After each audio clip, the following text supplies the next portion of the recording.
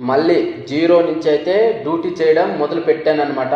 ఇంతకు ముందు ఏ విధంగా అయితే కష్టపడ్డానో అదే విధంగా కష్టపడి మిగతా 60,000 సంపాదించి మా ఫాదర్కి ఇచ్చేద్దామని ఫిక్స్ అయినానమాట. ఈ 6-7 నెలలు డ్యూటీ చేయడం వల్ల నాకు కొంచెం ఎక్స్పీరియన్స్ వచ్చి అందులోనూ ఎక్కువ రూట్లు తెలియడం వల్ల 3 షిఫ్ట్లు అయితే డైలీ చేసేవాడిని అనమాట. ఒక్కొక్కసారి అక్కడున్న సారు ఈరోజు హాలిడే తీసుకో అన్నా వినకుండా డైలీ అయితే డ్యూటీకి పోయేవాడిని.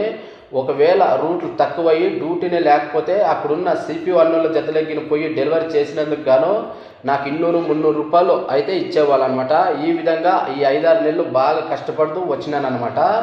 ఇదే టైంలోనే నాకు డెలివరీ చేసే దాంట్లోనూ అదేవిధంగా డ్రైవింగ్లోనూ ఎంతో కొంత ఎక్స్పీరియన్స్ అయితే వచ్చిందనమాట.